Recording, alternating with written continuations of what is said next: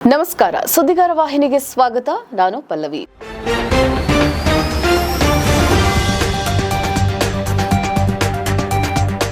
ಸುದ್ದಿಗಾರ ಈಗ ನಿಮ್ಮ ಕೇಬಲ್ ನೆಟ್ವರ್ಕ್ನಲ್ಲಿ.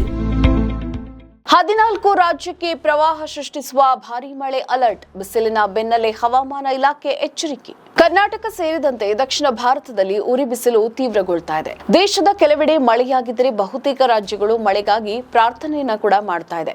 ಇದರ ಬೆನ್ನಲ್ಲೇ ಹವಾಮಾನ ಇಲಾಖೆ 14 ರಾಜ್ಯಗಳಿಗೆ ಪ್ರವಾಹ ಪರಿಸ್ಥಿತಿ ಮಳೆ ಎಚ್ಚರಿಕೆಯನ್ನ ಕೂಡ ಕೊಟ್ಟಿದೆ. ಎಲ್ನಿನೋ ಪರಿಣಾಮದಿಂದ ಈ ಬಾರಿ ಭಾರತದ ಮಳೆ ಕೊರತೆಯಿಂದ ಬೆಂದು ಹೋಗಲಿದೆ. ಭಾರೀ ಮಳೆಯಾಗ್ತಾ ಇದ್ದ ಕರ್ನಾಟಕದ ಹಲವು ಜಿಲ್ಲೆಗಳು ಉರಿ ಬಿಸಿಲಿನಿಂದ ಕಂಗೆಟ್ಟಿದೆ. ರಾಜ್ಯದ ಹಲವು ಜಿಲ್ಲೆಗಳಲ್ಲಿ ಬಿಸಿಲು ಮುಂದುವರೆದಿದೆ.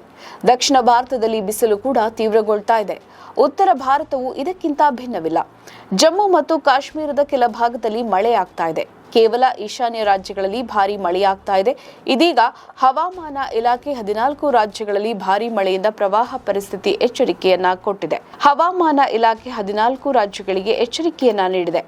ಭಾರೀ ಮಳೆ ಮುನ್ಸೂಚನೆ ನೀಡಿದ್ದು ಪ್ರವಾಹ ಪರಿಸ್ಥಿತಿ ಸೃಷ್ಟಿಯಾಗಲಿದೆ ಅಂತ ಹೇಳಿದ್ದು ಸೌತ್ ವೆಸ್ಟ್ ಮುಂಗಾರು ಈಸ್ಟರ್ನ್ ಹಾಗೂ ಈಶಾನ್ಯ ರಾಜ್ಯಗಳಲ್ಲಿ ಸಕ್ರಿಯವಾಗಿದೆ.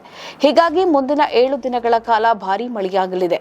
ಮೇಘಸ್ಫೋಟದಂತಹ ಪರಿಸ್ಥಿತಿಗಳಿಂದ ಪ್ರವಾಹ ಸೃಷ್ಟಿಯಾಗಲಿದೆ ಅಂತ ಹವಾಮಾನ ಇಲಾಖೆ ಎಚ್ಚರಿಕೆಯನ್ನ ಕೊಟ್ಟಿದೆ.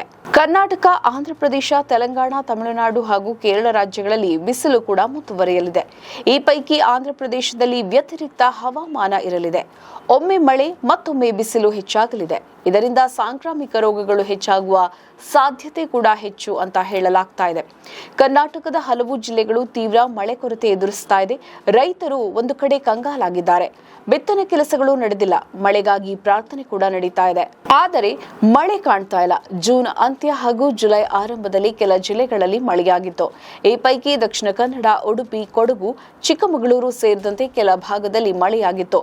ಇದೀಗ ಬಹುತೇಕ ಜಿಲ್ಲೆಗಳು ಉರಿ ಬಿಸಿಲಿನಿಂದ ಒಣಗಿ ಹೋಗ್ತಾ ಇದೆ. ನಮ್ಮ ಈ ವಿಡಿಯೋ ನಿಮಗೆ ಇಷ್ಟ ಆದಲ್ಲಿ ಲೈಕ್ ಮಾಡಿ, ಶೇರ್ ಮಾಡಿ, ಕಮೆಂಟ್ ಮಾಡಿ ಮತ್ತೆ ಸಬ್ಸ್ಕ್ರೈಬ್ ಮಾಡಿ.